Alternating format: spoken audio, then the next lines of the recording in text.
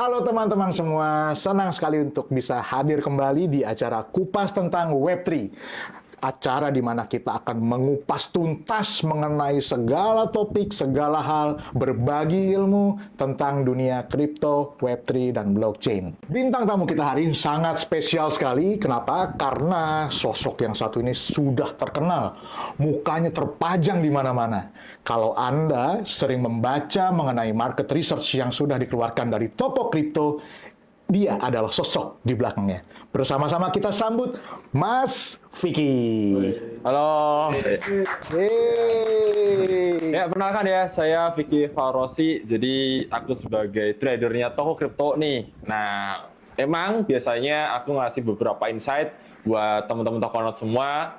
Biasanya nih tiap hari Senin ada sinyal ngobras atau ya biasanya kita sharing market sinyal harian tuh hari Senin sampai Jumat. Mantap sekali. Nah, Mas Vicky kita hadirkan khusus karena kita pengen berbagi ilmu. Kita pengen berbagi informasi kepada audiens. Karena ada satu hal yang akan jadi bahasan kita bersama, Mas Vicky. Kalau teman-teman gitu ya, belajar trading di kripto terutama, kita sebelum mulai trading pasti kita research ya. Kita belajar. Nah, salah satu topik yang pengen kita bahas secara mendalam adalah apa sih Dior itu? Apakah itu sebuah merek tas? Bukan dong. Nah, kita pengen mendalami sebenarnya gimana prosesnya, apa yang harus kita lakukan, dan apa yang kita lakukan setelahnya untuk bisa memutuskan atau membuat keputusan kita mau invest atau trading di mana gitu ya. Nah, kita akan kupas tuntas di acara kita kali ini. Nah, Mas Vicky, menyambung topik kita hari ini ya Mas ya. Jadi mungkin kita mulai dari menurut Mas Vicky gitu ya. Bagaimana pandangan Mas Vicky terhadap market kripto saat ini? Semua orang sudah mulai bicara bahwa, wah sebentar lagi bull market nih, wah harganya sudah mulai bergerak bagus nih. Nah, kalau dari Mas Vicky sendiri melihat pergerakan market saat ini bagaimana kondisinya Mas? Oke, baik. Sebenarnya kalau aku melihat ya, dari sisi market sekarang itu tuh sebenarnya sangat-sangat bullish. Terutama di sentimen 3 bulan atau 4 bulan ke belakang. Karena apa sih? Karena salah satunya adalah pemilu US, yaitu Donald Trump yang terpilih. Dan berencana bakal mulai masa jabatannya di bulan Januari. Nah, maka dari itu, potensi market crypto di bulan Januari, di awal tahun, mungkin bakalan bullish nih. Tapi hati-hati juga ya, sometimes ini bisa menjadi kejadian sell on news. Sangat hati-hati. Nah, balik lagi ke kita bicara sebagai trader nih. Betul. Untuk melihat potensi market, apalagi sekarang kan bullish banget. Bullish banget, gak karuan. Bahkan kita cap-cip-cup, cuan. Kembang kuncup? Oh bukan. Enggak.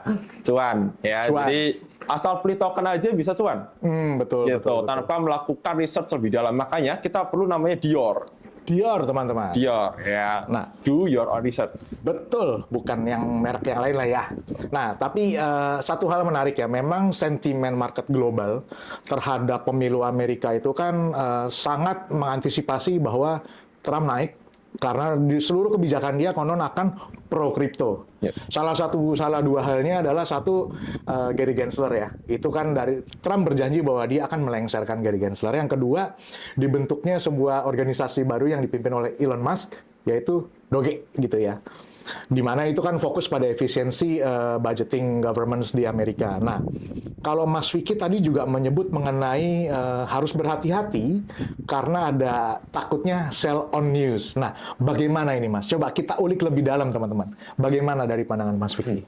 Baik, kalau dari aku sih ngelihat dari sisi sell on news ya, mungkin akan terjadi, tapi dalam waktu jangka pendek aja. Karena kebijakan dari Donald Trump itu kan kebijakan dolarnya si Donald Trump itu mereka akan membeli ya kurang lebih sekitar 76 billion dolar. Itu kalau di rupiah mungkin udah triliunan, ratusan ya mungkin ya. Wah, itu gede banget. Dan itu akan terjadi di setiap bulannya. Jadi 76 billion dolar itu bakal dibelikan selama 5 tahun jabatan si Donald Trump. Nah, kebijakan si Donald Trump terkait dengan 76 billion dolar, di mana akan dibelikan dalam bentuk Bitcoin, ya, itu sangat-sangat berpotensi menaikkan demand dari si Bitcoin itu tadi dalam jangka 5 tahun kepemimpinan si Donald Trump. Makanya, ya jangka panjang ya, kalau kita lihatnya dari sisi pergerakan harga. Tapi dalam jangka pendek tetap ada volatilitas yang bakal naik turun. Mungkin bakal turun dalam. Ya, kita bicara tentang si 2021, di mana market bullish banget. Betul, All betul. season lah. Apalagi Tesla yang punya 10.000 Bitcoin lah. Metaverse, ya zaman itu waktu itu masih booming banget. Betul, Aksi betul. Infinity dan sebagainya macam. Semua pada ngebangun di sana dan institusional pada masuk. Akhirnya ada berita yang cukup baik. Ada berita kurang baik, yaitu peperangan dan inflasi US yang meningkat sehingga berpotensi untuk menurunkan si harga aset kripto itu tadi, gitu. Nah, kalau tadi kan Mas Vicky membahas mengenai pergerakan harga, memang pergerakan harga aset kripto di dunia itu kan banyak faktor ya. Baik itu dari makroekonomi, kebijakan negara dulu El Salvador ya menjadikan Bitcoin sebagai legal tender, kemudian sentimen market karena contohnya tadi Tesla dia punya sekian puluh ribu Bitcoin, terus dari MicroStrategy, Michael Saylor yang terus beli gitu ya. Nah, kalau menurut Mas Vicky secara singkat ya, apa aja sih hal yang sebenarnya mempengaruhi harga Bitcoin itu sendiri?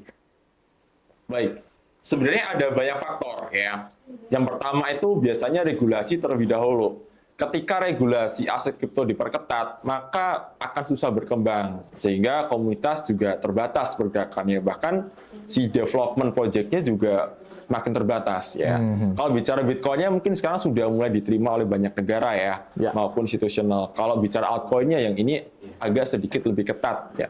Contoh kemarin SEC. Ya, Nah, SEC sempat menggugat kurang lebih 11 atau 12 token lah ya yang terakhir. Nah, ketika digugat masalah security token. Nah, si Gary Gensler itu sebenarnya pendekatannya adalah ke konsumen. Pelindungan konsumen. Pelindungan konsumen, betul. Nah, dari si pelindungan konsumen butuh yang namanya KYC lebih ketat, kemudian regulasi lebih kencang lagi. Itu yang bikin susah sih. Gitu. Nah, lalu tadi kita bicara contoh kayak regulasi ya. Salah satu hal yang kemudian akan memperkuat narasi atau sentimen terhadap pergerakan aset digital adalah regulasi. Nah, kalau menurut Mas Vicky, selain regulasi, faktor lain apa saja yang juga akan mempengaruhi pergerakan harga dari, let's say, sebuah token atau sebuah aset digital? Oke, banyak ya. Partnership bisa, ya, atau kerjasama dengan entah institutional project atau venture capital atau komunitas. Ya. Yang kemudian ada lagi komunitas itu sendiri, komunitas tokennya atau projectnya. Bisa juga dari sisi sentimen by sosmed. Ya. Sometimes ada banyak, dari sisi teknikalnya nih, ada influencer ngomongin nih token ini. Akhirnya harga langsung naik. Gitu. Okay.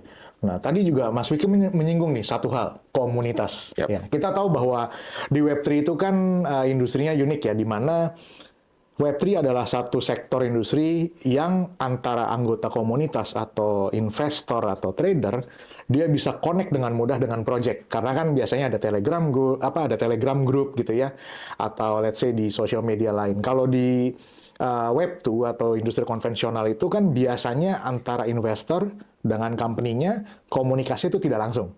Biasanya melalui PR ya, kalau company melakukan sesuatu kayak corporate action dan lain-lain, dia melalui PR, media rilis dan lain-lain. Tapi kalau kita bicara Web3, semudah bahwa orang bisa join grup Telegramnya, orang bisa join, let's say juga follow X-nya, X account-nya, dan bisa interaksi secara langsung.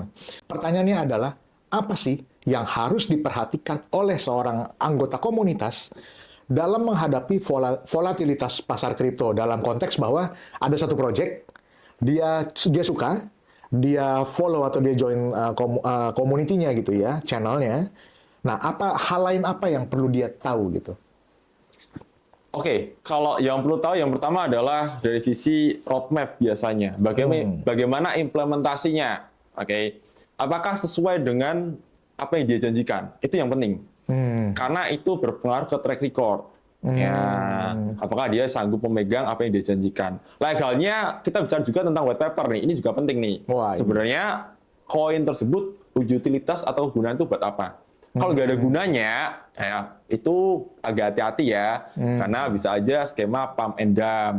Contoh, betul. Misal influencer ngomong A nih, token A nih, dengan white paper yang kurang jelas, utility kurang jelas. follower yang ngikut, beli naik, kemudian ya ada orang udah beli di bawah jual, gitu. Maka perlu berhati-hati sama tim di belakangnya, itu yang penting. Wah, ini sudah mulai sangat menarik. Di mana ini pasti sudah spesifik bahas mengenai Dior. Yap. Nah, Dior itu adalah sebuah jargon yang semua komunitas Web3 harusnya tahu lah ya. Di mana artinya adalah do your own research, Dior gitu. Nah, sebagai seorang trader nih Mas, pada saat melakukan Dior, secara spesifik langkahnya tuh apa saja sih? Karena saya yakin banyak audiens, banyak viewer yang juga tertarik mau trading kripto. Lalu kemudian dia melihat di mana-mana do your own research. Tapi biasanya kalau buat orang baru mungkin bingung. Dior itu bagaimana melakukannya? Nah, mungkin Mas Vicky bisa kasih tips dan trik. Kira-kira pada saat kita mau melakukan Dior, apa yang harus kita lakukan? Bagaimana melakukannya? Dan ujungnya adalah konklusi yang mau kita ambil tuh seperti apa gitu. Baik. Yang pertama itu adalah kalau kita jadi pemula, yang penting adalah kita memilih tempat transaksi yang aman. Itu yang penting. Karena setiap exchange, anggap aja exchange ya, toko kripto itu kan salah satu exchange dengan pelistingan yang ketat banget. Ya, listing token ketat. Sehingga kalau kita mau bicara tentang Dior dari tim di belakangnya, ya toko kripto udah punya datanya. Oke, jadi Tokonots nggak perlu takut jika terjadi suatu hal yang tidak diinginkan, entah rug pull, entah developernya lari. Nah, biasanya ketika memang sudah diindikasikan terjadi seperti itu ya, atau di luar lah ya, bukan hanya penipuan, mungkin sudah tidak sesuai dengan roadmap dan sebagainya macam, tidak sesuai dengan condition pasar yang sekarang, mungkin bisa di delisting dan ditinjau ulang. Nah, bisa jadi. Terus yang kedua ya, Tokonots itu juga bisa, teman-teman juga bisa ya melihat dari sisi white paper. Tapi white paper itu sebatas kayak apa? Brosur mungkin ya. Kayak brosur aja. Jadi oh, utilitasnya buat ini nih. Kira-kira ketika dia menawarkan tuh ya tokennya bisa digunakan untuk ini. Relevan nggak dengan kehidupan sehari-hari? Dengan pemecahan solusinya, gitu. Contoh, sekarang biaya gas fee di Ethereum itu mahal banget. Sekali transaksi $30. Betul. Akhirnya ada layer 2, memecahkan solusi biaya transaksi Ethereum. Ada banyak tuh. Contoh seperti Optimism, Arbitrum. Ini bukan ajakan untuk beli ya, bukan endorse ya, tapi sebatas informasi dan study case aja ya. Yaitu Optimism, Arbitrum, Manta mungkin ya, Starknet, nah kayak gitu, dan semacamnya. Nah, tadi ada kata-kata white paper, ada kata-kata roadmap juga nih, Mas Vicky sempat mention ya. Di mana white paper itu seakan-akan menjadi sebuah brosur, ya kayak brosur properti lah ya, ada gambarnya, denahnya, tampilannya walaupun masih CGI ya, belum dibangun secara real gitu. Dan ada juga sebuah roadmap di mana itu adalah sebuah perencanaan apa yang akan mau dilakukan si projectnya, kapan, jadi semacam rentang waktu dan apa saja hal yang pengen di-achieve sama si project itu. Apakah white paper dan roadmap itu masih menjadi sebuah penilaian yang relevan dalam menentukan Mas Vicky akan masuk ke sebuah proyek atau tidak? Ya, Mas, sekarang itu masih relevan kalau aku pribadi. Karena itu perihal tentang bagaimana dia mendevelop atau mendeliver ya, mendeliver proyeknya mereka dengan baik atau enggak. Gitu. Contoh, mereka punya angan-angan, nih asumsikan kayak brosur tadi perumahan. Ya. Punya angan-angan membuat gerbang dari emas. Wow. Asumsikan nih, gerbang dari emas murni. Nah, apakah ini masih relevan dan cukup masuk akal? Gitu loh. Dan bagaimana mendelivernya? Jangan-jangan gerbangnya oke beneran emas, tapi kecil segini gerbangnya, gerbang semut gitu kan. Rumah tuyul. Rumah tuyul. Bisa tuh. Nah, bagaimana dia mendelivernya itu yang perlu kita nilai. Gitu. Artinya meskipun ada white paper, meskipun dia menjelaskan atau memberikan informasi, harus kembali dilihat apakah proyek itu menjawab sebuah permasalahan atau tidak, apakah benefit yang ditawarkan itu mengada-ngada atau tidak gitu ya, dan apakah memang realistis, kurang lebih seperti itu ya. Nah, kalau dari roadmap sendiri, apakah menjadi sebuah tolak ukur keberhasilan sebuah proyek dalam mengembangkan proyeknya, Mas? Oke, roadmap itu kan hanya sebatas kayak peta jalan ya artinya ya. Betul. Jadi sebatas peta aja. Dan untuk kita mengaplikasikan peta itu kan sometimes di tengah jalan ada something tuh. Betul, betul, Ya, betul. namanya juga peta kan. Oh, peta mah kertas doang. Lihat, oh habis dari A ke B ke C. Iya. Contoh dari Jakarta ke Bekasi ke Bandung gitu kan. Betul. Tapi kan nggak ada yang tahu di perjalanan dari Jakarta ke Bandung contoh. Di tengah-tengah ada Galian, musibah. Ya, galian. musibah. Oh. Nah, nggak ada yang tahu. Makanya bagaimana kita menilai si project itu dari delivernya. Nah, makanya kita lebih baik cari koin-koin yang sudah established, yang udah cukup kuat ya. Dan mungkin kalau untuk new token agak volatile karena jujur aja di token listing new, terutama yang masih baru, mungkin masih baru juga untuk mereka mengaplikasikannya. Jadi terlalu dini lah untuk kita Masih terlalu menilai. dini, oke. Nah, kalau menurut Mas Vicky tadi ya, indikator apa yang bisa digunakan untuk khususnya buat trader pemula untuk menilai keberhasilan sebuah project di luar price action di market? Gitu? Ya. Keberhasilan sih apa ya? Ya, implementasi yang sudah sesuai aja sih. Gitu. Sama yang kulihat ya. Komunitas sebenarnya tidak terlalu penting dengan roadmap sebenarnya so far ya. Kalau dilihat dari beberapa crypto trader yang ada, mereka lebih suka dengan sentimen atau news yang sedang terjadi. Contoh terakhir Ripple sama stablecoin-nya. Ya. Yang terakhir nih, akhirnya bullish naik tinggi. Betul. Orang mungkin jarang membaca white paper ya. Bahkan siapa nih yang nggak nonton si white paper-nya Bitcoin? Padahal Bitcoin kan mother of coin lah ya, sangat terkenal. Coba pasti bisa dihitung jari kok orang-orang yang Benar-benar baca white paper-nya. Oke. Gitu. Nah, tadi kita ada contoh kasus ya, XRP ya, Ripple yang bicara mengenai stablecoin. Artinya memang dia punya sebuah, let's say, utilitas lah ya, dalam sebuah project-nya. Nah, menyambung dengan hal di mana bagaimana kita bisa menentukan sebuah project yang baik atau tidak, bagaimana sebuah calon trader lah mau masuk ke project atau tidak.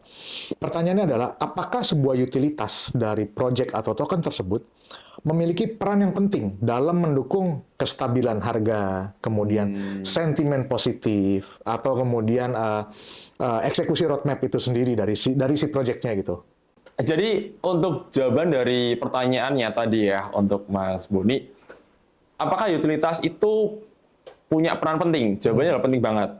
Ya, contoh ya, untuk menjaga nilai dari sebuah project-nya, biasanya secara simpel itu harus menarik yang namanya demand dan mengurangi supply yang ada untuk menaikkan harga. Atau kalau pengen harga itu stagnan, demand dan supply dijaga supaya seimbang. Nah, gimana caranya? Dengan cara utilitas itu tadi. Contoh diadain staking bisa, tapi staking itu bukan hanya utilitas jangka panjang. Itu cenderung utilitas yang agak jangka pendek menengah sebenarnya. Karena cuma mampu menahan dalam jangka waktu yang sesuai dengan contoh staking 30 hari. Tidak, paling 30 hari doang. Gitu kan, jangka pendek. Tapi kalau mau bicara tentang jangka panjang, ya harus utility lainnya. Kayak tadi SRP mungkin dia ini studi kasus aja ya. Stablecoin-nya dia pakai jaringan Ripple. Sehingga ketika transaction butuh gas fee Ripple. Contoh seperti itu. Biasanya ini terjadi di project-project yang fundamental bagus ya. Iya, betul. Itu biasanya di layer 1. Kenapa? Karena demand-nya akan selalu ada untuk kebutuhan gas fee. Biasa tren tuh, oh sekarang trennya memes. Betul. Trennya memes-nya di Solana. Nah, memes itu kan rotasinya cepet banget. Betul. Kemarin memesnya anjing, jadi kucing, jadi kodok. Ya, balik lagi anjing lagi, wave gitu ya. Dinosaurus. Ya, AI jadi. AI. ACT itu. Nah, dan ada banyak lainnya. Rotasi memes itu cepet banget. Tapi satu-satunya yang mereka butuhkan adalah Solana. So that's why Solana slowly dia naiknya pelan-pelan tapi pasti. Gitu. Jadi artinya sebuah utilitas dari sebuah project menjadi penting karena itu merupakan satu realisasi dari perencanaan dia, dari roadmap dan white paper dia ya. Yang kedua, utilitas juga bisa memberikan sebuah keseimbangan dalam supply dan demand. Nah, contoh kayak tadi staking ya, di mana kalau staking itu kan berarti akan ada token yang ke-lock dalam periode waktu tertentu, di mana yang lock biasanya akan dapat earning gitu ya. Dan itu akan mampu mengendalikan sirkulasi token di market. Tapi di luar itu, tadi Mas Wiki juga mention bahwa kalau bisa jangan staking doang nih. Harusnya ada hal-hal lain yang terus dikembangkan oleh project, sehingga dia juga punya utilitas tuh yang real, yang tidak sekedar hanya staking aja gitu ya. Oke. Nah, kemudian mungkin pertanyaan berikutnya mengenai strategi nih Mas. Sebagai seorang trader nih Mas, strateginya apa sih untuk tetap tenang di tengah volatilitas pasar? Memang kita saat ini masuknya sentimennya bull ya. Wah, kita ngomong token apapun banyak yang naik. Tetapi kayak kemarin contohnya tiba-tiba koreksi mendalam. Nah, dari sisi seorang trader, strateginya bagaimana nih untuk menghadapi volatilitas harga yang meskipun di bull run tapi tetap tidak menentu? Oke. Sebenarnya satu-satunya strategi yang sangat-sangat useful dan ini sudah terbukti ya, yaitu DCA. Dollar cost averaging. Mau harga naik turun itu akan keredam. Contoh, teman-teman beli Bitcoin di harga 100.000. Oke, 100.000. Kemudian dia turun sampai ke 50.000 US dollar. Asumsikan ya. Dan Tokonos itu teman-teman udah beli di pucuk seharga, let's say asumsikan punya uang 10 juta deh. Berarti nyangkut jadi 5 juta asetnya. Nah, kalau dia all in di situ, dia harus nunggu ke 100.000 untuk balik. Kalau misal diasumsikan dia DCA terus sampai dapat harga rata-rata di harga mungkin 60.000 70.000 US dollar, kalau dia mau exit cukup di 70.000 US dollar, cabut, dia nggak rugi sama sekali. Mungkin rugi waktu aja ya. Iya, sabar lah ya. Sabar, tapi nggak harus nunggu sampai ke 100.000. Nah, volatilnya kan di situ. Dan juga kripto itu jadi salah satu aset walaupun volatile ya, naik turunnya cepet banget, itu jadi peluang. Jadi peluang. Ada yang bilang beli di rendah, jual di tinggi. Betul. Ya kan. Pada kenyataan di kripto susah. Walaupun di kripto bisa. Betul. Susah. Walaupun lebih seringnya belinya di tinggi, jualnya di rendah. Ya, nah, kadang udah beli di tinggi, awalnya trading jadi investing. Betul. Wah, ini menarik. Jadi kita ngomong strategi ya. Ada yang strateginya memang seorang investor, artinya dia akan beli secara berkala, dia tidak memusingkan pergerakan harga karena dia punya time frame itu jangka panjang. Ada yang cita-citanya jadi trader yang bisa menghasilkan capital gain dengan cepat dari pergerakan harga yang volatil, tiba-tiba nyangkut, terus jadi investor. Nah, ini kan berarti kan ada sebuah perencanaan yang meleset nih, Mas. Betul. Satu strategi pertama yang tadi Mas Vicky bilang adalah DCA, di mana kita sebagai seorang trader pun bisa melakukan DCA kalau ternyata analisa kita meleset gitu ya, dia melakukan DCA. Tapi pertanyaannya adalah, sebagai seorang trader ya, mana yang lebih menguntungkan sebenarnya? Ini kan jadi sebuah isu yang terus berkembang. Apakah menjadi seorang investor atau holder, atau menjadi trader yang memang swing gitu, mungkin dalam waktu 1 hari, 7 hari, 1 bulan, 2 bulan, dan lain-lain untuk terus memperdagangkan untuk mendapatkan gain. Nah, kalau kita bicara time frame, let's say 1 sampai 3 atau 5 tahun, mana yang lebih menguntungkan menurut Mas Vicky? Kalau 1 sampai 5 tahun jujur DCA. Only DCA. Karena begini, untuk kita bisa trading konsisten itu susah banget. Karena jujur ya, aku sudah di pasar kripto dari 2017 akhir. Wah. Itu memasuki pas masa-masa bearish. Pada saat Bitcoin dari 20.000 sampai ke 4.000 dolar turunnya. ATH-nya 20.000 dolar, turun ke 4.000 dolar. Dan waktu itu loss banyak lah di situ aku. Ya nggak sebanyak yang bearish kemarin 2022 ya. Tapi ya lumayan waktu itu. Karena aku masih mahasiswa waktu itu ya. Uang saku kesedot sana semua tuh. Wah. Makan cuma tempe doang gitu. Tempe. Nah, only DCA karena aku memahami bahwa ketika aku tarik garis untuk Bitcoin ya, Bitcoin only ini. Tarik garis memang Bitcoin itu kalau kita DCA cuannya gede. Ya, cuannya gede. Terlepas dari berapa nominalnya ya, cuannya tuh gede dibanding kita bandingkan dengan saham. Saham kita benchmarknya nggak bisa satu saham aja. Iya, IHSG ya. Betul. Sama IHSG benchmark yang semua saham di Indo. Itu kripto Bitcoin terutama ya itu jauh lebih tinggi. Bitcoin. Kalau altcoin gimana? Nah, altcoin itu juga disarankan kalau emang jangka panjang DCA. Karena apa? Biasanya altcoin itu punya yang namanya sirkulasi yang masih terkunci. Nah, contoh ada koin yang baru listing supaya yang terbuka baru 15%. Iya, Baru betul. listing. Kemudian dia selama 5 tahun ke depan akan terbuka sampai angka 80% supply-nya. Awalnya supply-nya maksimum 1 miliar. Dari awal listing 150 juta koin sampai 5 tahun ke depan jadi 800 juta koin. Kalau semisal demand-nya tidak seimbang dengan supply yang diedarkan, harganya turun. Selling pressure-nya akan Selling besar pressure-nya gitu ya. besar. Makanya kita perlu yang namanya DCA untuk mengambil harga rata-rata bawah. Artinya kesimpulannya kalau kita bicara time frame 1 sampai 5 tahun, DCA menjadi sebuah strategi yang paling aman dan menguntungkan. Tapi kembali lagi, ini bukan financial advice ya, tapi adalah sebuah sharing pengalaman aja ya. Nah, itu kan tadi satu contohnya Bitcoin lah ya. Kita coba ngomong ke altcoin, yaitu project altcoin apa sih yang menurut Mas Vicky saat ini oke, apalagi udah sentimen bullish gitu ya, saat ini lagi pada hijau-hijau gitu ya, royo-royo gitu. Oke. Kalau proyeksi aku nggak akan exposure langsung ke nama koinnya mungkin ya, kayak agak terlalu berbahaya nih gitu. Tapi ini aku jelasin ya, yang jadi interestku. Pertama tuh punya utilitas jelas, yang tadi sempat kita ngobrolin kan. Betul. Apa sih utilitas yang tidak akan kemakan waktu? Ya, apa itu? Bisa dari layer 1.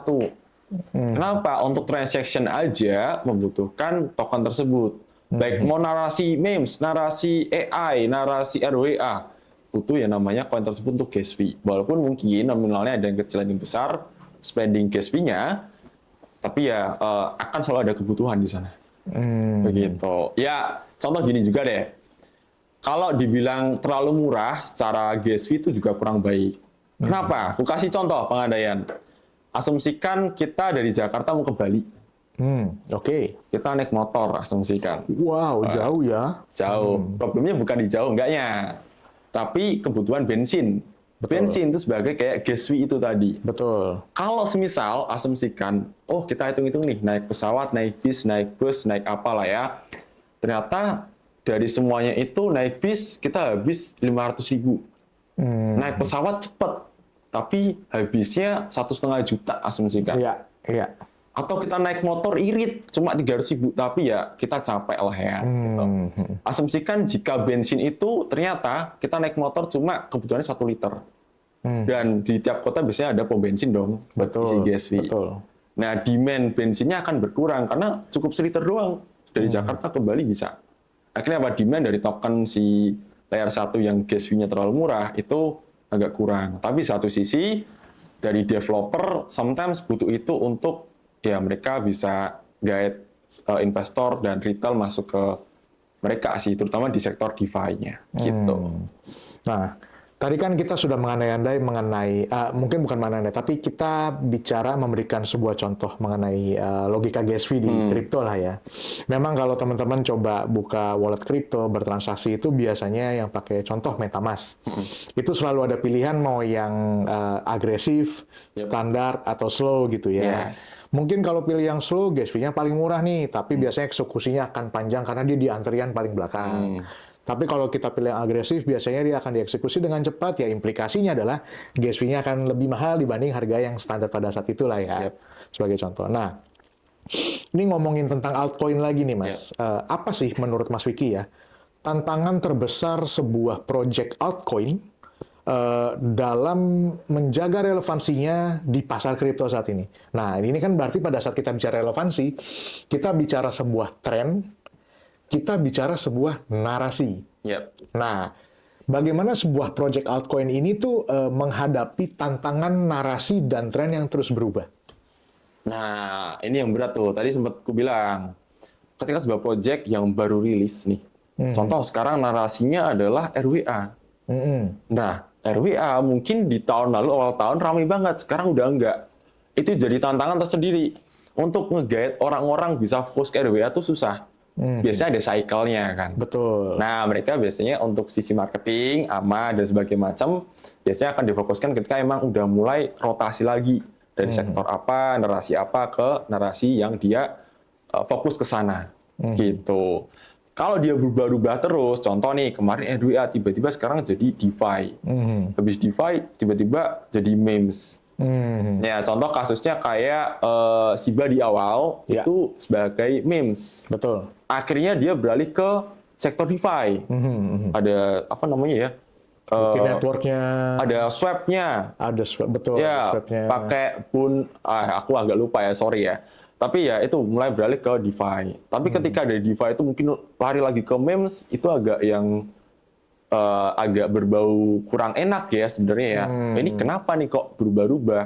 Oh, dia mungkin mau nge-catch atau menangkap berita retail, menangkap community buat masuk ke sana, tapi dalam yang kurang baik mungkin ya. Harusnya fokus ke situ ya udah gitu.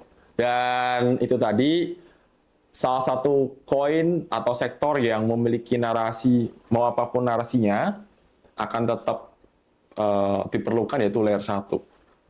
Gitu. Nah, tadi sebagai seorang trader nih Mas, ya Yes. berarti kan kita tadi sudah singgung Dior. Yap. Dari pada saat kita singgung Dior itu kemudian berkembang diskusinya, ada sebuah tren, ada sebuah narasi, ada sebuah mungkin sosial media juga berpengaruh ya terhadap pandangan atau sentimen orang terhadap sebuah project gitu. Nah, kalau menurut Mas Vicky, project token yang seperti apakah yang sebenarnya baik atau bisa menjadi pilihan untuk diinvest? Oke. Sebenarnya kalau kita bicara utility, balik lagi utility ya. Selain dari satu, ada satu nih sebenarnya. Exchange token. Oke, kenapa exchange token? Karena exchange token itu dia bisa punya banyak utility sebenarnya. Oke, ini studi kasus saja. Oke, studi kasus. Contoh BNB. Di mana BNB itu udah layer 1, dia juga exchange token. Ada namanya Launchpad ya, mereka betul. ada namanya DeFi. Betul. DeFi itu benar-benar narik yang namanya koin tersebut, native tokennya, native koinnya. Contoh untuk liquidity provider. Betul. Contoh nih, asumsikan koin namanya PancakeSwap. Untuk kita bisa transaction di PancakeSwap, kita mau swap nih ya, BNB kita ke PancakeSwap atau sebaliknya. Nah, itu kan butuh namanya liquidity provider. 1:1.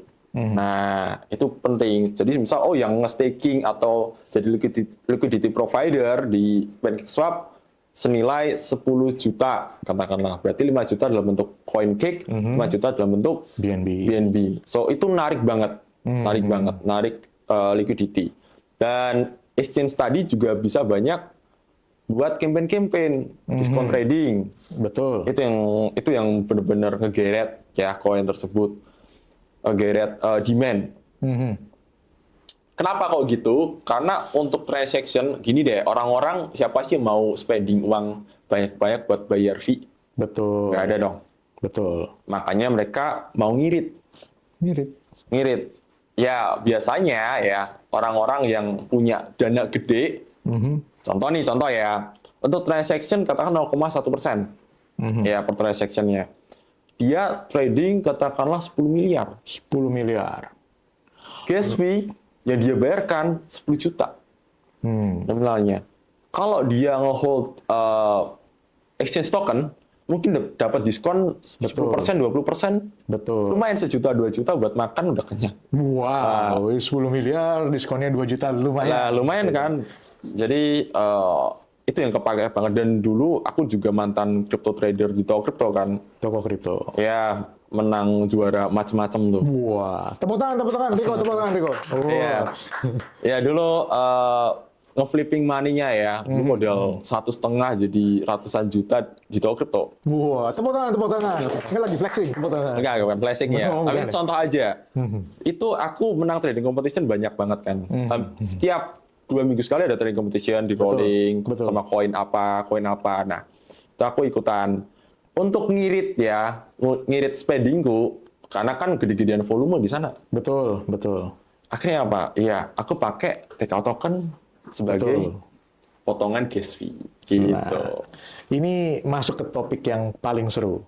Kita Oke. bicara contoh satu project altcoin yang punya utility, dan tadi Mas Vicky mention adalah salah satu project yang punya utility menarik adalah sebenarnya adalah sebuah exchange token. Yap. Contohnya tadi kita bicara mengenai BNB, lalu kita masuk mengenai contoh TKO token, di mana TKO token memberikan sebuah benefit buat Mas Vicky sebagai trader, yaitu ada potongan diskon. Tapi sebenarnya TKO token sendiri kan utility-nya luas, tidak hanya sampai situ kan. Yap. Nah, dari POV seorang trader nih Mas, pengalaman trading, sudah pakai toko kripto juga lama, dan juga termasuk orang yang holder TKO lah ya, karena kan untuk trading fee. Pertanyaannya adalah, gimana sih pandangan Mas Vicky terhadap TKO token sendiri, project TKO token? Oke. Sebenarnya Takeout token itu masih punya ruang yang luas banget untuk bisa dikembangkan ya. Mungkin sekarang teman-teman ngelihatnya, oh sebatas diskon fee trading aja. Padahal itu kalau teman-teman tahu di dalamnya, itu pun udah ngegeret liquidity dari si TKO itu tadi. Supply-nya. Jadi butuh diskon trading, ya itu tadi. Mereka harus nge-hold TKO. Bahkan untuk kita bisa mendapatkan benefit-benefit tertentu ya. Contoh untuk launch drop, atau mungkin untuk hal-hal lainnya ya, itu butuh yang namanya TKO kan. Betul. Holder TKO tuh juga diuntungkan. Mungkin sekarang baru sebatas Indonesia ya, untuk Betul. luar negeri masih terbatas aksesnya. Nah, makanya masih ada spare atau sisa yang kita bisa kembangkan di sana sebenarnya. Betul. Artinya ruang untuk develop lebih jauhnya masih terbuka luas. Oh, luas banget. Nah, saya pengen dengar, menurut Mas Vicky sebagai seorang trader, juara kompetisi trading gitu ya, bagaimana sih pergerakan harga TKO saat ini? Oke, kalau bicara tentang price action ya, technical only. Sebenarnya TKO itu secara sekarang sentimen tuh bullish kan. Sentimen tuh bullish banget. Dan dari sisi technical juga bullish. Bullish. Bahkan dari harga 7.000 terakhir, atau mungkin kayaknya 6.000 deh. 6.000 naik sampai ke 10.000. Pagi ini 10.400 lebih. Ya, wah, itu tinggi ya. Jadi naiknya itu tinggi banget. Bahkan menjadi salah satu top gainers. Betul. Dan kalau dicek di Crypto Bubble, TKO juga masuk sebagai salah satu proyek yang growth-nya belakangan ini lagi sangat eksponensial. Betul. Nah, kemudian yang menarik adalah sebagai seorang trader dan holder ya, karena kan Mas Vicky juga butuh buat trading fee dan lain-lain. Sebenarnya, apa yang membuat Mas Vicky untuk memutuskan untuk terus nge-hold TKO meskipun kita bicara ada fluktuasi harga? Oke, sesimpel ya aku percaya ya, sebenarnya percaya dengan si TKO itu tadi. Sesimpel gini deh, mau demo udah ada kantornya di sini kok, datang aja gitu ya, demo tuh ya, gitu. TKO nggak jelas dan sebagainya macam, sering banget kan. Aku lihat banyak community yang bilang, oh TKO token itu kurang oke gitu ya. Ya memang dalam masa transisi sebenarnya. Masa dalam transisi di mana TKO token kan pisah ya dengan toko kripto kan. Ya, dan by regulation ya. By regulation ya. Jadi perlu yang namanya transisi dan sedang didevelopkan. Betul. Nah, makanya akhir-akhir ini nih TKO token lagi bullish banget.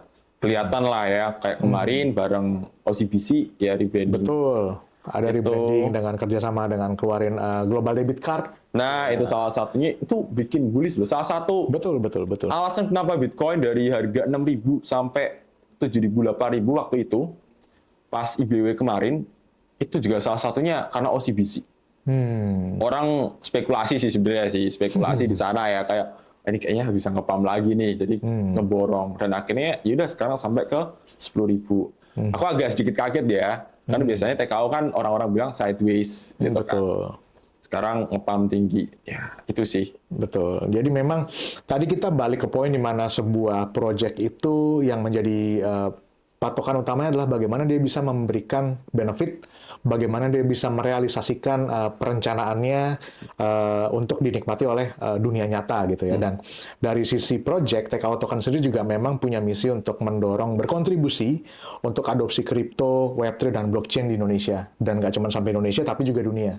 Seperti tadi Mas Vicky sudah ceritakan gitu ya, memang TKO Token akan terus kita develop, akan terus berkembang. Makanya salah dua hal yang akan kita lakukan tentu saja berbagai macam activity, baik itu di CeFi-nya, benefit-benefit yang tadi Mas Vicky sudah ceritakan ya. Ada diskon trading fee, ada juga benefit di mana kamu nge-hold TKO token bisa ikut serta dalam launch drop, dan nantinya menyambut 2025 pasti akan lebih banyak lagi hal-hal yang bisa diberikan oleh Project TKO Token yang saat ini belum bisa di reveal, tetapi perkembangannya akan terus berjalan, teman-teman. Lalu bicara lagi tentang pergerakan harga TKO Token. Kita udah bicara dia dari harga sempat malah 1-2 bulan lalu di 5.000, 6.000, kemudian rally cepat, sekarang di 10.400 tadi pagi. Nah, kalau menurut Mas Vicky, untuk sebuah project token, posisi TKO token di market kripto, baik itu Indonesia atau global, saat ini bagaimana? Menurut Mas Vicky ya, sebagai seorang trader, sebagai seorang holder juga, ngelihat TKO token di posisi TKO token di sebuah market kripto saat ini.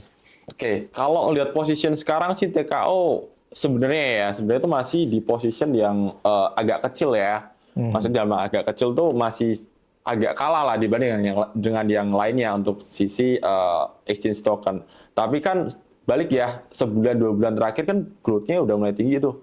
Awalnya aku masih ingat banget, awalnya itu TKO token itu di range 700 atau 800 based on CMC ya, market cap-nya. Sekarang tuh udah di 400 apa 300 deh kalau nggak salah deh. 500 sampai 500 ya. naik lagi gara-gara growth-nya belakangan ini eksponensial, betul. Gitu. Jadi udah mulai naik lagi nih, rangkak. Mungkin kayaknya aku cukup percaya di $1 dulu deh ya targetnya. Terdekatnya nih $1. Nggak tahu deh $1 aku TP atau enggak ya, nggak tahu tuh. Wah, tapi catatan ini not financial advice ya. Betul. Kita sharing ya. Ini tapi dari seorang trader melihat price action itu, menurut Mas Vicky jarak terdekat adalah di $1. Yes, karena angka psikologis sama kayak Bitcoin ke $100.000. Betul. Kan itu angka genap kan. Ya, angka bulat lah istilahnya. Gitu. Nah, lalu bagaimana dari seorang trader juga nih, memandang, tadi kita bicara mengenai benefit TKO token, kita bicara mengenai project utility. Nah, saya pengen dengar, sebagai seorang trader nih Mas, gimana Mas Vicky memandang masa depan Web3, kripto, dan blockchain di Indonesia in relation dengan contoh satu project utility yaitu TKO token? Oke. Sekarang untuk Web3 di Indonesia ya, investor kripto dulu deh kita bicara. Itu sudah mengungguli investor saham ya. Padahal saham itu udah berapa puluh tahun di Indonesia. Betul, betul. Kripto itu mulai booming ya, itu di 2014 sekian lah. Mulai booming ya, mulai ramai diperdagangkan, orang mulai mengenal. Itu 2014 ke atas. Dan sekarang investornya mungkin 20 juta user. Iya, betul. Nah, saham itu kalau nggak salah 12 atau 13 juta. Sorry ya kalau salah ya, di range segitulah. Dan jujur kripto itu mengungguli. Bahkan kita bicara di kafe-kafe, aku ya kalau nongkrong di kafe itu sering anak muda tuh ngobrolin tentang kripto. Wah, nyebut toko kripto. Tapi aku diem aja. Nggak tahu langsung kasih referral. Nggak tahu aja kalau yang diomongin ada orangnya di situ gitu kan. Nah, tapi beneran. Jadi anak muda udah mulai ngobrol tentang Web3. Bukan hanya trading doang, ya ada airdrop, ada mungkin lending borrowing, ya atau sektor-sektor lainnya DeFi terutama, yang barrier-nya itu agak susah untuk pemula, karena harus download wallet, butuh gas fee, connect account, terus signature dan sebagainya macam. Untuk pemula susah, banyak step, tapi mereka sudah mulai. Nah, tinggal kita kembangkan aja.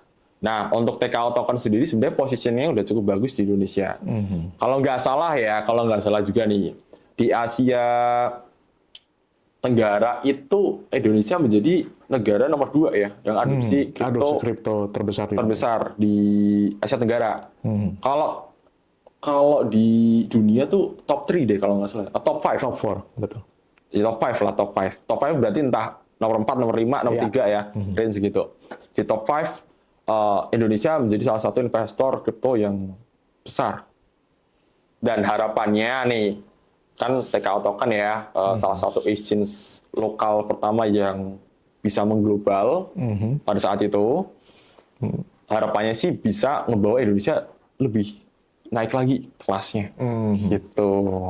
Ya, semoga kita bisa memenuhi harapan. Semoga. Tapi poinnya memang TKO Token itu sebuah project token lokal yang kemudian punya visi mendunia gitu. Ya. Memang kalau kita bicara project token itu kan pasti kan ranahnya global ya, di mana komunitinya juga dari global, kemudian kita juga punya anggota atau member community yang juga bisa bertransaksi kripto, khususnya TKO Token project gitu ya, baik itu di DeFi, karena TKO Token juga ada gitu, contohnya di PancakeSwap untuk swap dan lain-lain, dan juga kita listing di Binance juga kan. Jadi selain toko kripto, TKO Token juga listing di Binance, which is ya the biggest global exchange in the world gitu for crypto. Nah, tentunya dari TKO Token juga punya harapan, kita punya rencana besar di 2025 khususnya akan banyak sekali hal yang kita lakukan. Tetapi kita juga pengen memberikan sebuah pandangan dari sisi seorang trader, informasi, sharing ilmu juga ya, dari trader dan juga holder TKO nih, Mas Wiki. Nah, tetapi kalau dari sisi Mas Wiki sendiri nih, mau ngelihat, tadi Mas Wiki cerita kayak, oh anak muda di Indonesia udah mulai bicara kripto. Itu udah satu sinyal di mana regenerasi industri kripto tampaknya cerah lah ya di Indonesia. Nah, menurut Mas Wiki, prediksi Mas Wiki, kurang lebih berapa tahun lagi sampai trader kripto kita bisa hit, contoh investor kripto di Indonesia bisa hit 50 atau 60 juta. Oke. Kalau kita bicara tentang investor aset kripto tuh sebenarnya growth-nya kenceng banget. Karena apa? Kemudahan dari sisi kita buka akun exchange. Barrier-nya itu sebenarnya tidak sesusah di saham. Karena kalau di saham aku pernah ya daftar ya. Itu wah, satu bundle. Isi. Prosesnya untuk registrasi panjang banget sehingga orang udah agak mager walaupun memang sekarang untuk kita buka account rekening saham dan sebagainya macam lebih mudah memang. Oke. Tapi bukan berarti nyinggung saham ya, enggak ya. Dan sifatnya kripto itu exponential. Artinya gini, satu orang nih, bro aku cuan 10 juta nih dari kripto. Satu geng ikut exponential. Dari satu geng itu akhirnya dia punya teman, bro aku cuan juga nih. Ngikut juga. Nah, makanya growth-nya tuh kenceng banget dari berapa juta jadi 20 juta. Karena memang bullish waktu itu. Apalagi di market bullish sekarang tuh wah orang makin banyak yang masuk kan. Nah, PR-nya sebenarnya karena di market bullish ini banyak banget pemula ya. Banyak banget pemula itu kita perlu yang namanya edukasi yang lebih. Setuju, betul. Edukasi lebih. Terutama ini terakhir itu ya kita agak sedikit mundur dari TKO ya, yaitu delisting kemarin sempat ramai itu. Ya, betul. Delisting. Nah, ada orang kemarin investor kripto udah ada tag-nya bahwa ini akan di delisting, tapi dia tetap beli dan masih hold. Karena dia tergiur ketika pengumuman delisting itu harganya turun 30%, 40%. Mikirnya pemula adalah ini bakal mantul. Turun dalam, naik. Harapannya tergiur dia ikut beli. Ya mungkin ada potensi kan. Ada potensi kan? Betul. Ada potensi, tapi kan yang harus dipahami adalah delistingnya itu tadi. Ketika sudah di delisting, ya udah apa terusan. Akhirnya aset mereka nyangkut dan mereka karena masih pemula kebingungan untuk ini asetku digimanain ya kalau kayak gini. Oke. Nah ini menarik nih. Tadi kita bahas contoh case-nya ada trader pemula. Mungkin dia dengar dari teman, mungkin dia FOMO gitu ya, kurang melakukan proses Dior. Kemudian dia coba spekulasi di sebuah aset yang ternyata akan di delisting gitu ya contohnya, dan pada saat itu delisting mereka bingung lah bagaimana dengan aset saya dan lain-lain. Nah, mungkin kalau dari sisi sebuah project gitu atau dari audiens pengen nanya, sebenarnya delisting ini apa sih Mas Vicky? Delisting itu penghapusan ya sebenarnya. Penghapusan apa? Kalau kita bicara tentang delisting tuh ya kayak dihapus perdagangannya. Ada perdagangan by pairing atau pasangannya, atau emang semuanya dihapuskan. Gitu. Delisting itu bukan hanya di kripto aja sih sebenarnya. Bahkan delisting di retail tuh juga ada. Ya, betul. Contoh di supermarket ada delisting makanan atau jajanan. Ya, Dia ditarik semua, nggak Ya. dijual di seluruh supermarket. betul. Itu ada kayak gitu. Atau juga mungkin di delisting cuma menu salah satunya. Betul. Contoh nih, Indomie rendang. Contoh, Indomie rendang nggak disukai nih. Lebih suka Indomie yang klasik. Karena Indomie rendang nggak laku, di delisting lah si Indomie rendang dari raknya. Fokus ke Indomie klasik. Gitu. Supaya apa? Ya percuma naruh mahal-mahal di sana atau naruh di sana akhirnya kadaluarsa, nggak ada orang yang beli, nggak ada orang yang transaksi. Mending udah fokusin ke Oke. yang Jadi klasik. artinya delisting itu adalah sebuah penghapusan pair ya, bukan proyeknya dihapus ya teman-teman. Ya tergantung ya delisting pair atau delisting semuanya. Gitu. Tapi artinya dari sisi Penghapusan. exchange, jadi misalnya ada token ABC gitu ya yang listing di sebuah exchange, and then kemudian di delisting artinya dia tidak bisa lagi diperdagangkan di exchange tersebut. Tetapi Ya. kalau dia memang masih ada di exchange lain, artinya sebenarnya trader atau investor masih bisa untuk withdraw aset gitu ya, Yap. kemudian melakukan perdagangan di exchange lain yang masih melisting project tersebut gitu ya. Yes. Tadi contohnya udah Mas Vicky kasih, contoh ada saya ingat banget dulu ada Indomie goreng pedas. Nah, Itu enak banget rasanya, tapi kemudian hilang di pasaran. Ya itu Yes. salah satu contoh kayak misalnya seakan-akan tuh Indomie Indomie pedasnya di delisting dan mereka fokus ke rasa yang contoh Indomie klasik gitu ya. ya. Nah, dari sisi project juga ya melihat dari audiens mungkin juga penasaran. Apakah delisting ini adalah sebuah game over bagi sebuah project token, Mas Vicky? Oke. Sebenarnya ada beberapa aspek ya yang perlu kita pahami dan harus dilihat dari banyak sisi. Oke, ada banyak sisi. Contoh kayak kasusnya kemarin itu Luna. Luna sempat di delisting akhirnya di relisting lagi. Betul. Karena apa? Pada saat itu terjadi case Betul. kasus. Tapi ternyata ya karena banyak tekanan dari orang kok di delisting dan sebagainya macam sih kita masih bisa transaksi. Kita pengen ada Luna kok di sana. Gitu loh. Kita pengen transaction di sana. Udah nggak usah di delisting. Akhirnya apa? Desakan komunitas di listingin lagi. Atau juga di delisting sementara tapi diganti atau rebranding. Contoh Matic. Matic itu di delisting di toko kripto dan banyak exchange lah ya. Dia ganti namanya Polygon. Pol ya. Nah, di relisting lagi namanya Pol. Itu salah satu bentuk dia tuh mencoba untuk merelevansi trennya dia. Contoh Polygon kok namanya Matic. Iya, betul. Ya, aneh dong. Betul. Akhirnya disamain nih jadi Pol gitu. Atau sometimes dia mau rebranding contoh kayak namanya itu Ribbon Finance. Dan akhirnya berganti nama jadi IFO.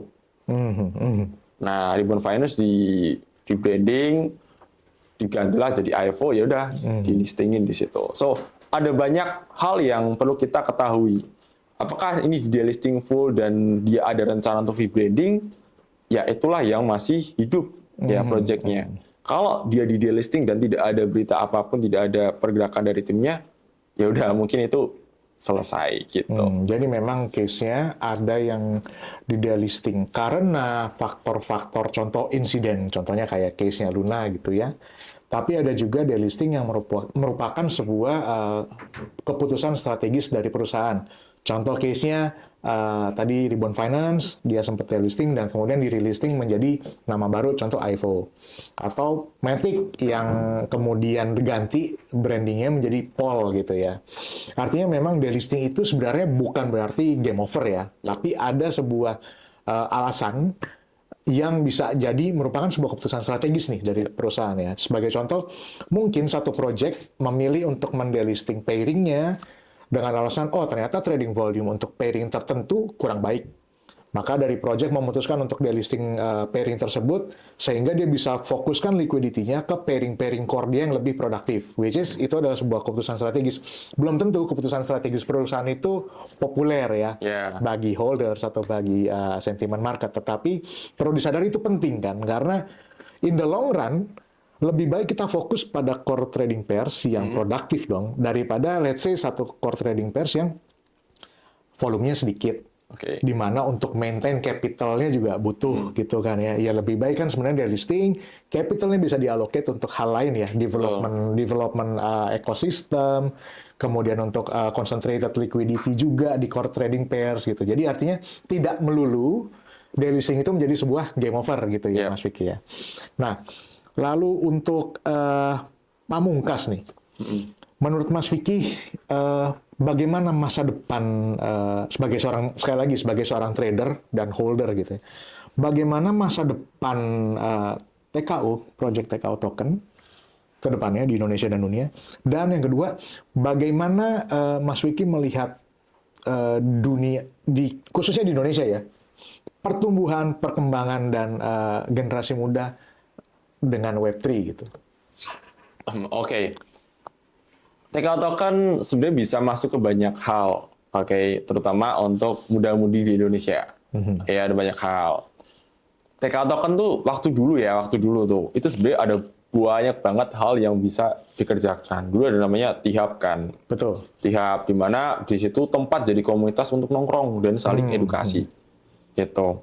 Kemudian TKO dulu punya DeFi, bukan punya DeFi sih, lebih tepatnya dia punya banyak fitur di DeFi, ya kan, staking, LP, mungkin nextnya ya bakal ada, nggak tahu sih boleh saran atau enggak ya. Boleh dong. Ya mungkin ada lending borrowing juga bisa, ya, atau mungkin jadi AMM, ya mungkin ya, atau mungkin banyak hal sih sebenarnya sih kalau kita bicara everything TKO tuh bisa masuk, ya semua bisa masuk. Tergantung dari delivernya itu tadi sih. So harapannya TKO bisa deliver dengan baik ya, begitu. So masalah mudah-mudi juga ya. Toko kripto kita sedikit beralih dari TKO Token. Toko kripto kan juga sering edukasi ke banyak hal. Betul. Ya, di kampus-kampus, komunitas-komunitas di kota-kota, dan salah satunya juga mereka membahas ya terkait dengan token-token, mereka membahas tentang aset kripto, bagaimana kita pemula bisa mulai berinvestasi ke aset kripto, gitu. Dan salah satunya mungkin bisa dimulai melalui toko kripto, gitu. Dan toko kripto saat ini sudah terpisah dengan TKO Token ya, tapi dengan adanya TKO Token ngebantu muda-mudi supaya bisa lebih ngirit itu tadi ya. Udah teredukasi, kita nyediain edukasi, terus kita ngasih mungkin ya reward juga buat teman-teman yang daftar di toko kripto. Itu juga bisa sih di situ.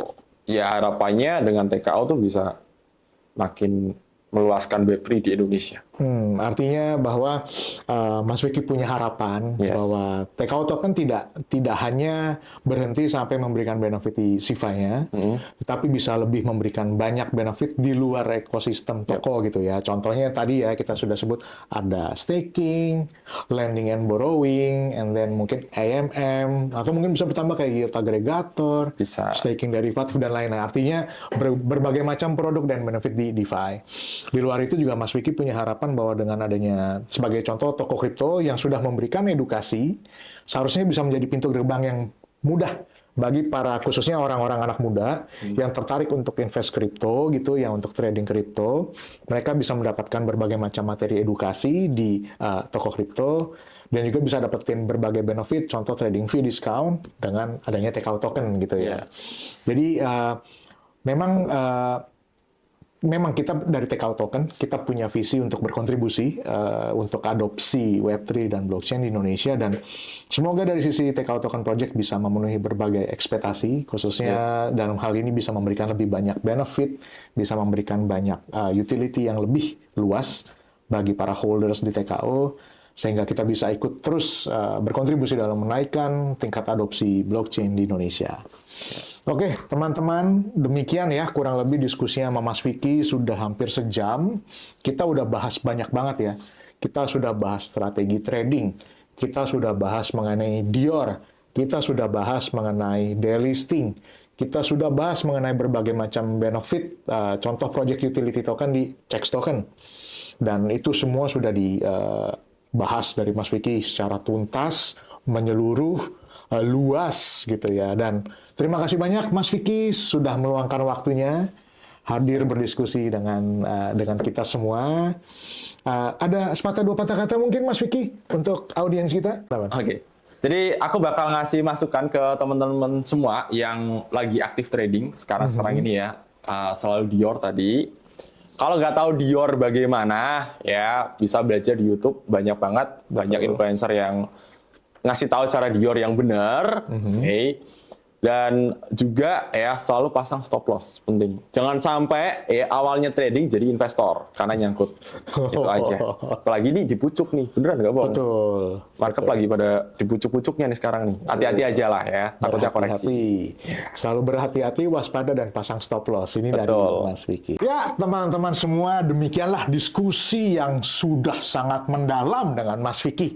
Kita udah bahas banyak sekali hal ya, dari strategi trading, dari bagaimana kita melakukan Dior, bagaimana kita menentukan sebuah proyek yang baik, bagaimana contoh case-nya utility token dan Chex Token juga kita bahas secara tuntas di episode kali ini. Jangan lupa untuk like, share, dan subscribe video ini ya teman-teman. Serta saya ingatkan, tulis di kolom komentar, kira-kira gestar siapa ya yang bisa kita undang berikutnya. Kita akan coba hadirkan gestar yang teman-teman rekomendasikan untuk bisa menjadi bintang tamu di acara Kupas Tentang Web3. Demikian dan sampai jumpa di episode Kupas Tentang Web3 berikutnya. Dadah!